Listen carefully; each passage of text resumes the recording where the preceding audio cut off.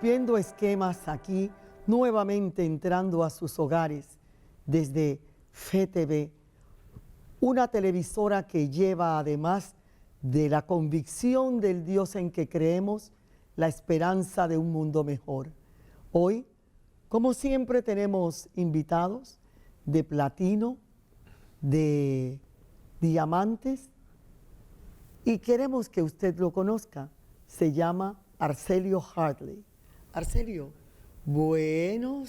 bienvenido a este programa que es tuyo en este momento. Muchas gracias Argenida por esta distinguida oportunidad de poder compartir en este espacio con los de la audiencia.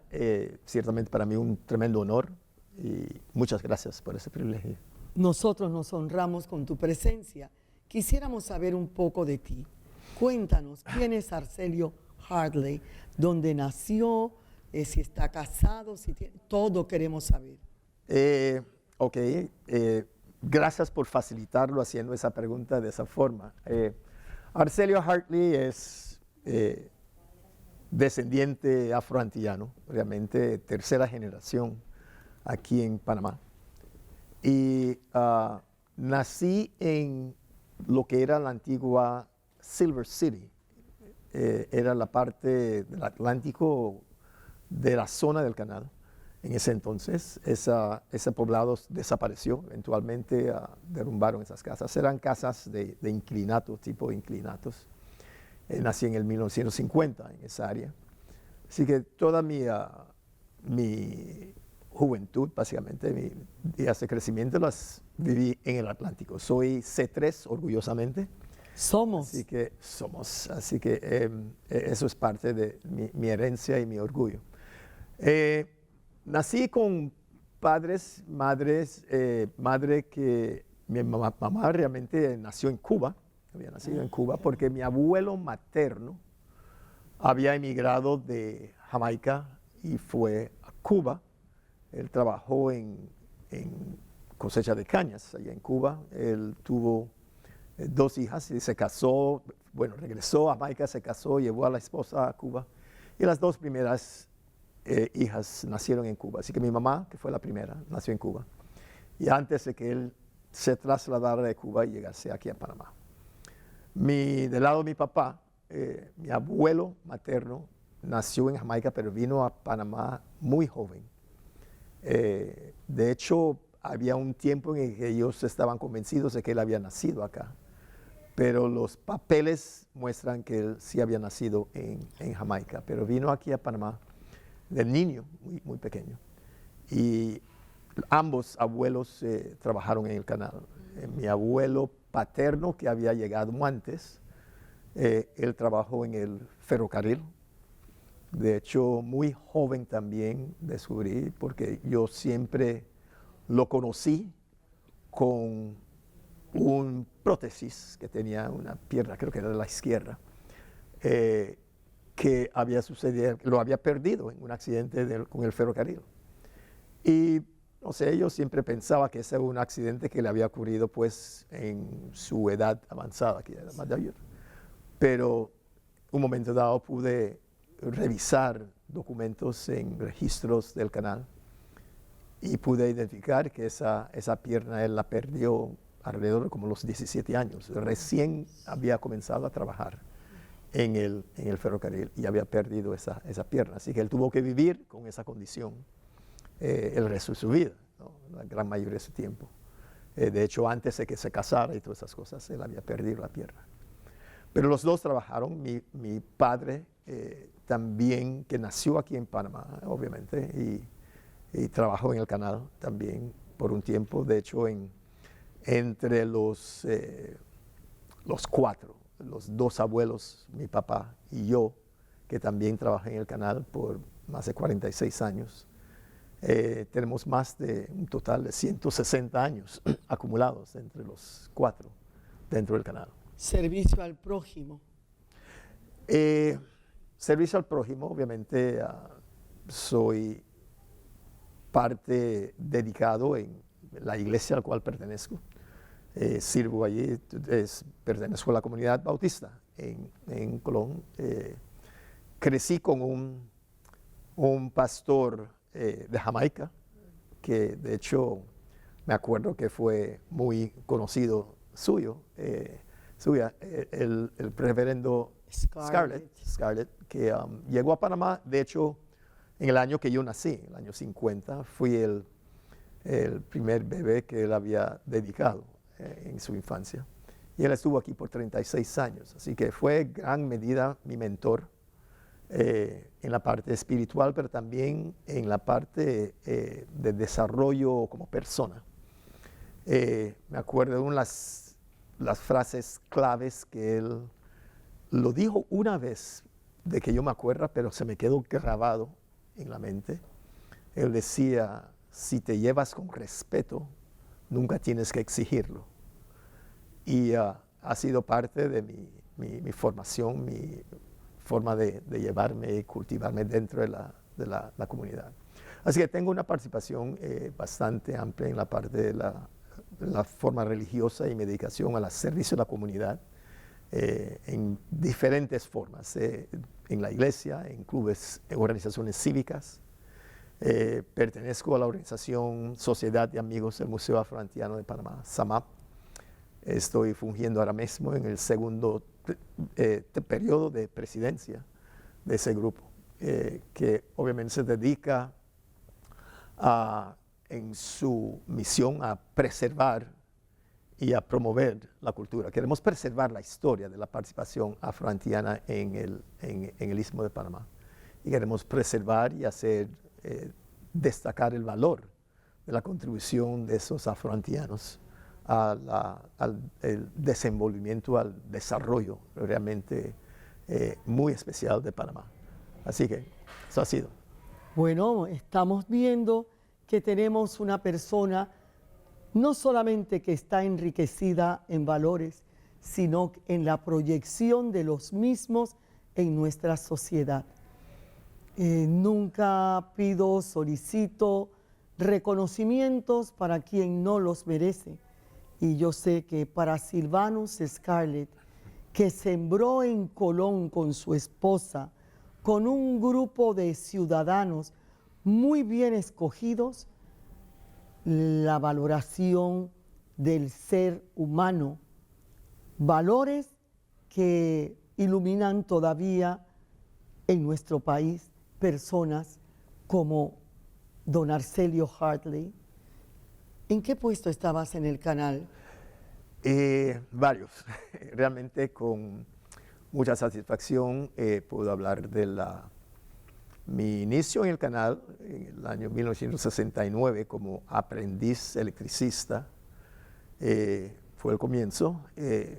Entré en el periodo en el cual el programa de aprendizaje que había iniciado alrededor de los 1960 fue un programa que resulta, parece que como resultado del tratado de Ramón Eisenhower, que había promulgado ahora abrir espacios para que este grupo, los panameños en general, pero incluso los afrodescendientes en particular, pudieran tener oportunidades de participación un poco más de simplemente ser servidores, simplemente ser ayudantes, obreros.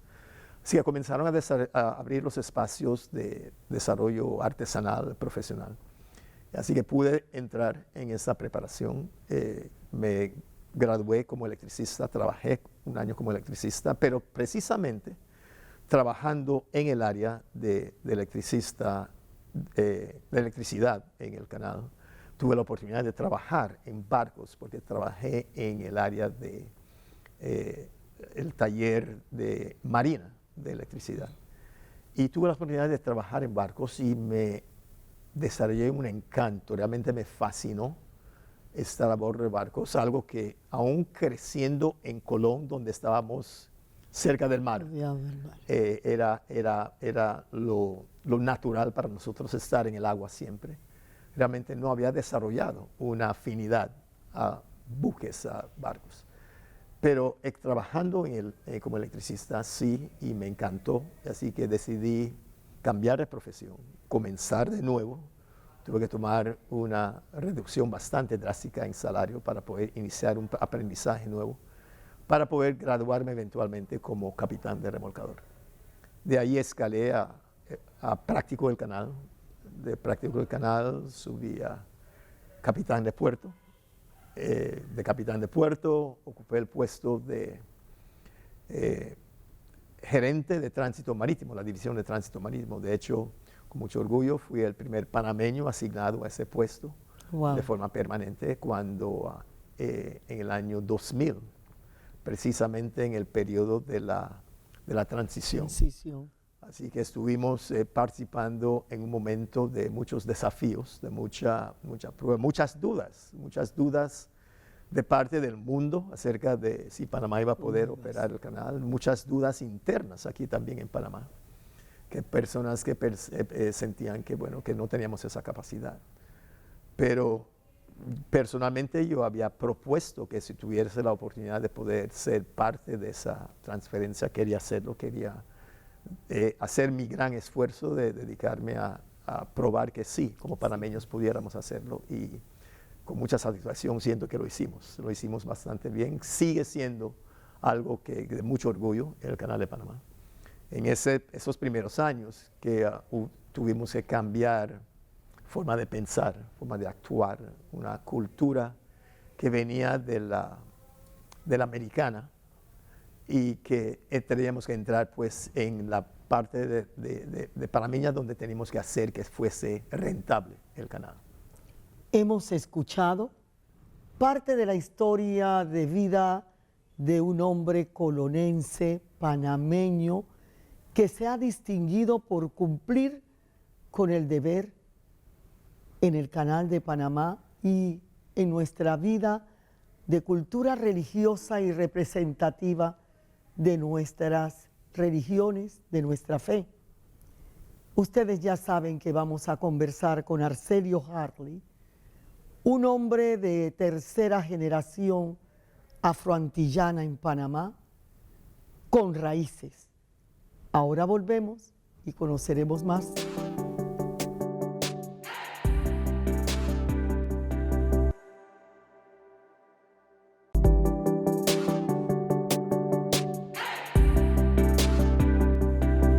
Rompiendo Esquemas continúa con la visita de Arcelio Hartley, uno de los que ha hecho historia en ese Canal de Panamá que nos renombra a nivel mundial y que él llega a decir, nosotros podemos. Yo quiero que nos hables de la presencia de ese hombre esclavo en la colonia y luego regresando acá, no solamente a trabajar en minas de oro, sino a aportar trabajo, sudor, sacrificio en la construcción del ferrocarril y en la construcción del Canal de Panamá. Cuéntanos. Bueno, de hecho, Argenida, todos somos producto de ese grupo que llegaron aquí esclavizados, tomados a la fuerza, sacados de África y traídos al continente americano, tanto en el Caribe como en el área continental. De hecho, la historia cuenta que aquí en Panamá fue el primer lugar en el continente americano propio donde llegaron los esclavos. Fue el primer lugar donde aterrizaron. O sea, obviamente en el Caribe, pero en tierra firme. Panamá fue el primer país que recibió esclavos. Y aquí fue un canal de esclavos para repartirse a otras áreas, obviamente a América del Sur y tanto a Centroamérica. Pero ese grupo que había llegado, pues, y estuvieron aquí bajo el dominio de los españoles y que habían sido arrancados de su tierra natal, obviamente con deseos de regresar, con fuerzas, un sentir humano de independencia y de libertad. También emprendieron sus propias luchas. Aquí obviamente destacan los nombres de Bayano y Felipillo y esos que se atrevieron a desafiar y a enfrentarse a los españoles para poder recibir un grado de libertad para fundar lo que han sido los palenques y otras áreas de desarrollo. Se esparcieron realmente en el país. Y ellos comenzaron a ocupar lugares antes, pues, que finalmente eso pudo declararse de parte de Colombia, que pudo declarar el final de la esclavitud en su tierra, acá tanto en Colombia, Panamá, que era parte de Colombia eventualmente. Pero ese grupo se desarrolla aquí, pero eventualmente el grupo que había sido radicado en el Caribe, que habían sido extraídos y estaban obligados a trabajar en el desarrollo precisamente de la caña, las zafracañas, donde el azúcar había comenzado a ser un producto de cultivo de mucha importancia económica para Inglaterra y para otros países de Europa. Y estas personas tenían que trabajar forzadas en esos campos. Hasta que cambios en la economía, cambios en lo que había sido pues la parte de la producción de azúcar, hizo decaer la magnificencia de esa actividad aquí en el Caribe. Y cuando eso ocurre, coincide precisamente la caída de esos cultivos en el Caribe con el descubrimiento de oro en California, en los Estados Unidos. Porque, de hecho, desde que llegaron los colonizadores españoles y habían llegado a descubrir el mar Pacífico, Panamá se convirtió en paso, un canal, aunque sea por tierra, pero canal. No obstante, ellos llegaban, atravesaban el istmo, ya sea del área de Portobelo, por Camino de Cruzos, o subiendo por el Chagres, que había una forma de subir por el Chagres, río Chagres, y llegar hasta tierra firme, entonces continuar la travesía hasta la ciudad de Panamá. Así que Panamá se había convertido pues en ese camino de cruces, un camino más corto. Y eso agilizó y llevó a que se interesaran pues personas en el desarrollo del ferrocarril. Y llegaron americanos obviamente con esa idea y con los recursos que podían facilitar esa construcción. Y introdujeron pues el proyecto aquí a Panamá. Eso, cuando iniciaba esa construcción, ellos habían ya tenido la experiencia de trabajar con chinos en los Estados Unidos, en el ferrocarril, así que trataron de introducir eso acá, pero eso fracasó. El ambiente de la tropical, con las enfermedades de malaria y con todas las otras cosas que habían presentes acá, hizo realmente casi destruye pues la población china y incluso los que no se enfermaban por su propia sentir de desánimo y todo, habían suicidios en grandes números. Así que desistieron el uso de los chinos para la construcción y decidieron, y no con muchas buenas ganas, porque miraban a los negros del Caribe como personas no deseadas, no los veían con buenos ojos, pero se vieron obligados a traerlos a trabajar en la construcción del ferrocarril. Y resultó, realmente al final del día pudieron declarar que fueran los hombres adecuados para ese trabajo y realmente en el área, en el trópico que tenían que trabajar, estaban acostumbrados a la selva y todo lo demás. Así que tuvieron éxito, el ferrocarril se construyó, trajeron más de 10,000 antillanos que pudieron haber llegado al país a introducirse para esa construcción. Y cuando eso concluyó, obviamente muchos de ellos también quedaron radicados aquí en Panamá. Algunos regresaron, varios regresaron, pero también había un buen número de ellos que quedaron aquí arraigados pues en Panamá. empezaron a motivarse en cuanto a lo que nunca perdieron, que era la madre patria África que nosotros hemos olvidado. Hablamos mucho de la madre patria España. ¿Qué pasó con esa combinación de colores que en un momento dado nos ponían trigueños, nos ponían en el pasaporte donde fuere, y nadie se atreve a decir con claridad, eres morenito, digan negro? Negro soy. La autoaceptación de ese término es importante. Sacar de excluir nuestras raíces es morirnos secos, sin lluvia alguna, porque no tenemos raíces. Y esta mañana aprendía lo que le pedimos al mango. Yo decía, ¿y qué le pedimos al mango? Dame frutos, mango, dame. Y el mango un día le habló y le preguntó, ¿y tú cuándo me abonas? ¿Y tú cuándo me riegas? ¿Y tú cuándo me hablas sin sonsacarme? Así es como no debemos tratar a esas razas, a esos colores que componen nuestra nacionalidad panameña. ¿Qué hicimos? ¿Por qué lo hicimos? Busquen bien cuando nos separamos de Colombia lo que era Bocas del Toro y Colón. Estaban unificadas. ¿Por qué será? Nos lo vamos a contestar cuando veo a un hombre como Arcelio Hartley, que ha estudiado, que tenía motivación para cambiar y continuar con más énfasis en lo que a él le fascinaba. Pienso que cuando veo pandilleros, cuando veo temor a la negritud, cuando tenemos aguas negras en vez de X25, cuando el gato por ser negro es mala suerte, estamos tan mal educados. No hablamos de amor, no entendemos que el color que nos cubre es nada.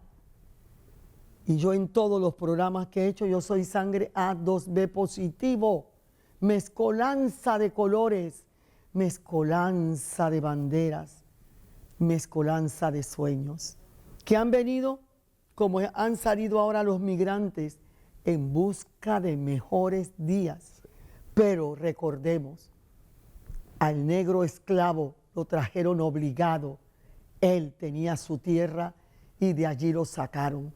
Y por eso Bayano quería regresar. ¿Qué hicieron con él? Busquen la historia. Felipillo, busquemos la historia. Amemos nuestro color, porque no es lo que nos identifica, no es el recipiente, es lo que contiene. Cuéntanos. Totalmente de acuerdo con esa presentación, Argénida, porque aun cuando el estigma está en la mente de muchos que miran al negro como que algo que no tiene valor, algo que no tiene capacidad, no tiene competencia. Eso es totalmente falso. La historia se ha probado en la medida que hay la oportunidad de poder evolucionar, de poder desarrollar, de poder atender. Se han destacado. Y yo no creo que se ha mencionado en uno de los programas que lo que sacaron de África no eran todos gente primitivas, sin capacidad de pensar, sin capacidad de trabajar. Esas personas podían hacer trabajo. De hecho, aun cuando en el tiempo de la construcción del canal, del ferrocarril, que trajeron a estas personas del Caribe, incluso los locales, y los traían con la intención de ponerlos obviamente a hacer el trabajo más venial, más bajo, cortar pico y pala, esas cosas. Muchos de ellos tenían destrezas y muchos de ellos pudieron llegar y probar y aplicarse y sorprender incluso a aquellos que los estaban supervisando, los habían empleado. Y quedaron que muchos ciertamente escalaron. Había momentos en el cual hay libros en la historia que cuentan acerca de cómo algunos terminaron trabajando mejor que su supervisor, o sea, tenían mayor dominio del trabajo que sus propios supervisores. Y yo miro, porque he escuchado a las personas hablar acerca del negro, tanto en el tiempo de la construcción del canal, en otras épocas, incluso al día de hoy. Y los miran con ese tenor de que son personas que no tienen valor, no tienen fuerzas, motivación, no tienen una serie de cosas. Entonces yo te miro a usted, y yo soy negro, tú eres negra, y no nos falta motivación, no nos falta dedicación, no nos falta eso, así que yo no acepto esas aseveraciones acerca de mis antepasados. Simplemente no tuvieron las oportunidades. Exactamente.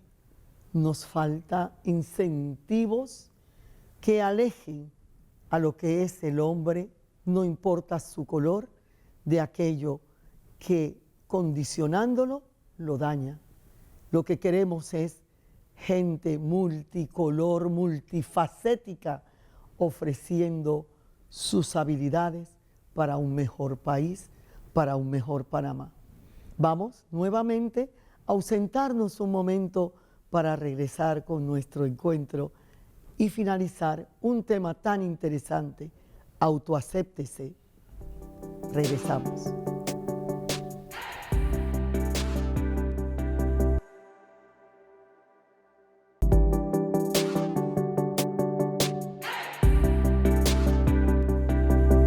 Volvemos de nuestra pausa. El tema me parece interesante. Estamos en el ámbito político en este momento, ir viendo quiénes van a ser los candidatos, cómo los debemos escoger, quiénes nos pueden engañar más. En fin, ¿qué pasó que no hemos llegado a la presidencia de la República? ¿Qué pasó que nuestros libros de biografías escolares no llegan a resaltar lo que el negro le ha brindado a este país? ¿Cuándo nos vamos a poner en la tarea de nosotros mismos empezar a cultivar a otros para que lleguen y tratar de resaltar la figura de los que ya han sido y han sabido sembrar? Yo pecaría, Argelia, si yo me presentara como un experto en el tema político, pero en lo que acabas de mencionar, lo que me viene a la mente es que es muy importante que nosotros lleguemos a poder desprendernos del egoísmo que se ha desarrollado a través de los años, en que nuestra propia gente, nosotros, escalamos buscando qué hay para mí. Escalamos buscando qué es lo mejor para mí y los míos, y no necesariamente qué es mejor para todos. Y hemos perdido son de la historia, porque realmente a través de la historia nuestros antepasados tuvieron que sacrificarse para un bien mayor. O sea, no llegaron a trabajar y a hacer sus hogares y sus comunidades con una mente egoísta, una mente cerrada. Estaban mucho más, y nosotros somos producto de eso, somos producto de esa mente sacrificial, donde ellos se desprendían y ofrecían para dar oportunidades a la nueva generación.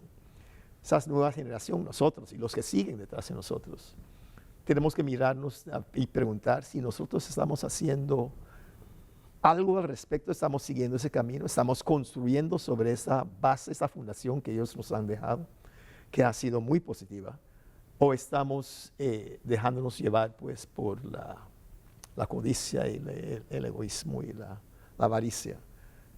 necesitamos cambiar y nosotros necesitamos también mirar, especialmente en el ámbito político, a quienes podemos elegir, quienes podemos promover, que van a hacer el mayor bien colectivo y no el bien para algunos, un grupo reducido.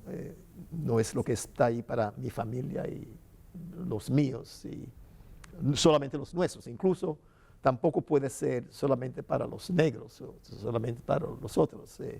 Nuestro país, como acabas, ya se ha estado reiterando, es un país multicultural, multiétnico, y debemos buscar cómo desenvolvernos con una cooperación mutua, una cooperación de apoyo mutuo entre todos, para que Panamá pueda realmente escalar y ocupar su puesto dentro de los grandes.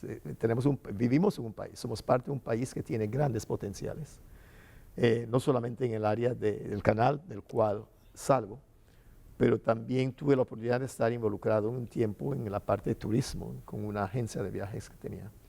Y estoy convencido, como también está proyectado dentro del esquema del Plan Estratégico Panameño, donde esperan que eventualmente el turismo podría ser una inyección mayor aún en ingresos que el mismo canal. No creo que hemos aprovechado correctamente todavía el potencial que tenemos en esa área, y es porque estamos nuevamente concentrados en las cosas de retorno inmediatos para mí. Qué pena y qué vergüenza si nosotros no salimos rápidamente de estas situaciones que Arcelio muy respetuosamente ha llamado de egoísmo. La empatía, ponerte en el problema de aquel que no tiene, de aquel que no puede llegar porque no les facilitamos esos apoyos necesarios que coadyuven con su crecimiento integral, la mente, el cuerpo, el alma. Lo espiritual no se puede dejar atrás.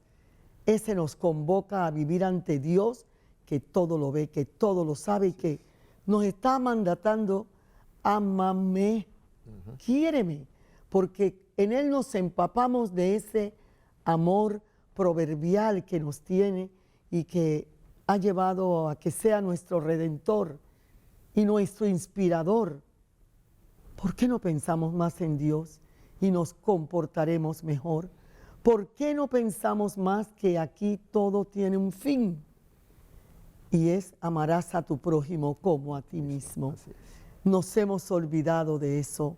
Y qué rabia me da cuando encima los negros coloniales, los que provenimos de negros coloniales, nos ponemos a pelear con los negros antillanos. En vez de unificarnos, ya deberían haber asociaciones que demarquen el futuro de nuestros nietos, de nuestros bisnietos, de que la negritud es una bandera para crecer y para entender que nos quitaron la libertad, pero que la hemos recuperado, pero somos esclavos de los estereotipos. Y por ahí dice un poema cubano, afrocubano: ¿y tu abuela dónde está? Entonces, ¿a qué le huimos? ¿De qué nos reímos? Ayer en el programa de radio hablaba una persona a la que aprecio mucho y es mi asistente, y decía que cuando salió a una beca que se ganó, ahora se va a otra ya mucho más maduro, a él lo tocaban para ver si era de chocolate y a él le molestaba mucho que lo miraran.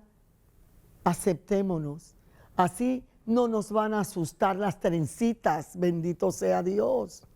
Ahí tenemos a Angélica Simpson, hizo un libro, El pelo que Dios me dio. A ver, ¿qué pasó? Arcelio, yo quiero que tú hagas una combinación, un llamado a que todos los negros nos autoaceptemos, y ahí se acaba el que no podamos ostentar puestos a menos que seamos casi genios. Te felicito. Argenida realmente tocaste un punto muy importante y doy gracias a Dios, porque aun cuando vemos la realidad de que había un tiempo en la historia nuestra cuando había radical diferencia entre los negros coloniales, los negros afroantillanos. Siento en gran medida que hemos logrado superarlo. Las cosas que nos separaban en su momento, obviamente los trabajos en la construcción, el trabajo en el desarrollo de la ciudad en ese tiempo, a través del tiempo eso se ha ido para atrás y las oportunidades han sido o iguales para todos o nada para ninguno, en el sentido de oportunidades de desarrollo para los negros en particular. Así que hemos tenido que unirnos en un frente común para enfrentar el desafío de exigir que nos respeten, que nos valoren y que podamos alcanzar cambios que son necesarios para todas esas generaciones nuestras. Así que hoy yo siento que hay mayor unidad en ese sentido entre esos dos grupos y estamos logrando unidos desafiar y exigir. El mes de celebración de la Etnia Negra, que es evidencia de eso es una lucha común entre todos, y es una celebración unida entre los grupos. Y así como eso se ha logrado, ya nos hemos despertado el sabor del éxito, o sea, de lograr cosas, y hemos avanzado. Senadap, la Secretaría Nacional para el Desarrollo de los Afropanameños, esto es temas que han sido logros de una lucha unida entre los grupos. Y esperamos que con ese sentir que realmente podemos ahora lograr, y tenemos, o confesamos, a través de este tiempo hemos tenido gente en la esfera política, tenemos diputados, obviamente tenemos alcaldes, tenemos personas que están ocupando esos puestos, pero quisiéramos poder ver que cuando lleguen a poder, como resultado de las luchas comunes, llegan a poder ocupar esos puestos, que esos puestos realmente sirvan para estimular, para fortalecer la lucha que estamos librando y no para dar oportunidades para que nos miren nuevamente con las negativas y el desdén. Y eso lamentablemente también ha estado ocurriendo. Las negativas y el desdén. Cuando un negro llega es porque ha tenido que demostrar que es doblemente bueno en todo lo que hace. Que ese afán, que esa alteridad, que es una solidaridad responsable, nos lleve en algún momento dado a visitar los suburbios, entre comillas, los sitios en donde falla la familia, esa que se está perdiendo, en donde hay adultos mayores que guardan nuestra historia para preguntar, para ayudar, para tender la mano. El negro no es un color, el negro es una realidad humana que se manifiesta al servicio de su prójimo y no es para que si un agente del orden ve un negro empiece a temblar, ya viene a robar. Estamos cargados de estereotipos. ¿Qué pasó? Tal vez pasó otro de otro color y se llevó tu vida. No hagamos eso. En este mes de la etnia negra, en donde un día debíamos celebrar y nos hemos tomado el mes, es porque tenemos mucho de qué hablar, bastante que decir, y los estamos invitando el día 17 de mayo a las 10 de la mañana en el aula magna de la USMA a que concelebren con nosotros a esta etnia. Estarán los coloniales con los antillanos, juntos, trabajando por un mejor Panamá. ¿Puedes despedir tu presencia de este programa que has enriquecido? No puedo hacerlo sin antes felicitarte por este programa y lo que estás buscando hacer. Creo que es importante realmente ese trabajo de poder ilustrar, poder enseñar, poder permitir que la gente conozcan ciertas realidades y ciertos temas que creo que es importante, especialmente en nuestras nuevas generaciones, que quizás no tienen toda esa amplitud de de lo que ha pasado y de dónde viene y por qué deben ir adelante con cierto grado de mentalidad. Así que te felicito, doy gracias también por la oportunidad de participar en ella y ciertamente la teleaudiencia que obviamente habrás desarrollado con programas tan interesantes. Les felicito a todos y agradecidos con todos por permitirme estar con ustedes. Gracias, Arcelio Harley. Hasta la próxima semana, Rompiendo Esquemas.